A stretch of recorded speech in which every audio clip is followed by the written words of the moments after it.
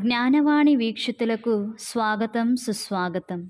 ప్రియ సహోదరి సహోదరులారా, ఈరోజు మనము నెహెమ్యా గ్రంథములోని 8, 9, 10 అధ్యాయాలను ధ్యానించుకుంటున్నాం. ఈ యొక్క అధ్యాయాలు మన హృదయాలను తాకి మన ఆత్మీయ జీవితంలో సరికొత్త ఉత్సాహాన్ని నింపే మహత్తరమైన సత్యాలతో నిండి ఉన్నాయి. ఈ భాగాలను మనము ధ్యానించినప్పుడు దేవుని వాక్యం మన జీవితాల్లో ఎంత ముఖ్యమైనదో, పశ్చాత్తాపం ద్వారా ఆ ప్రభు క్షమాపణను ఎలా పొందవచ్చో, మరియు ఆయనతో మన నిబంధనను ఎలా పునరుద్ధరించుకోవచ్చో మనము తెలుసుకుంటాం. 8వ అధ్యాయము దేవుని వాక్యం జీవజలమును గురించి మనకు బోధిస్తుంది. ప్రకారం నిర్మాణం పూర్తి అయిన తరువాత ప్రజలందరూ ఏక మనస్సుతో దేవుని వాక్యాన్ని వినాలని కోరుకున్నారు. ఇది వారి హృదయాలలో దేవుని వాక్యం పట్ల ఉన్న దాహాన్ని చూపిస్తుంది. ఈ దాహం మనలో కూడా ఉండాలి. దేవుని వాక్యం మన ఆత్మీయ దాహాన్ని తీర్చే జీవజలం. దేవుని వాక్యాన్ని విన్నప్పుడు ప్రజలు తమ పాపాలను గ్రహించి ఏడ్చారు.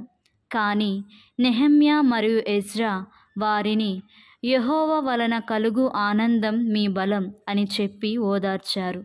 మనము కూడా మన పాపాలను ఒప్పుకున్నప్పుడు దేవుని క్షమాపణను బట్టి సంతోషించవచ్చు. దేవుని ఆనందం మనకు బలమిస్తుంది, కష్టాలను ఎదుర్కోవడానికి సహాయపడుతుంది. 9వ అధ్యాయము పశ్చాత్తాపం, నమ్మకమైన దేవుని పట్ల తిరిగి నిబద్ధతను గురించి బోధిస్తుంది. ప్రజలు ఉపవాసం ఉండి గోనెపట్టలు కట్టుకొని తమ పాపాలను ఒప్పుకున్నారు. వారు ఇశ్రాయేలు చరిత్రలో దేవుని నమ్మకత్వాన్ని మరియు తమ అవిధేయతను గుర్తు చేసుకున్నారు. మనము కూడా మన పాపాలను దేవుని ముందు ఒప్పుకోవాలి, ఆయన నమ్మకత్వాన్ని గుర్తు చేసుకోవాలి మరియు క్షమాపణ కోసం ఆయన వైపు చూడాలి.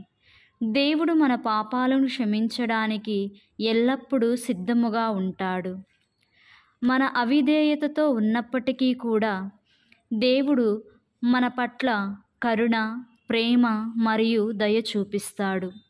ఆయన మన పాపాలను క్షమించడానికి సిద్ధముగా ఉంటాడు. ఇది మన హృదయాలను కదిలించే సత్యం.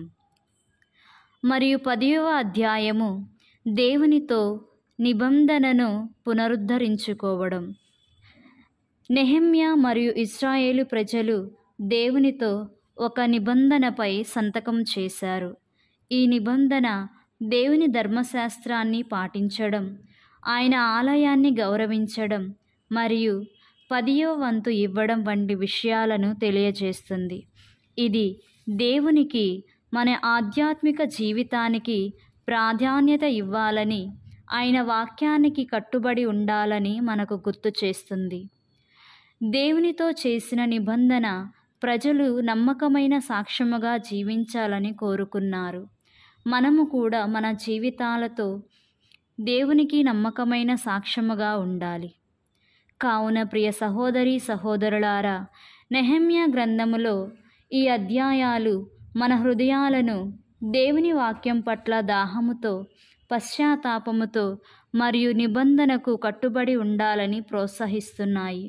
దేవుని వాక్యాన్ని వినినప్పుడు కలిగే ఆనందం మనకు బలాన్ని ఇస్తుంది మరియు దేవుని క్షమాపణ మన హృదయాలకు శాంతిని ఇస్తుంది. ఈ సత్యాలు మన జీవితాలను మార్చి దేవుని పట్ల మన ప్రేమను మరియు నమ్మకాన్ని పెంచుతాయి.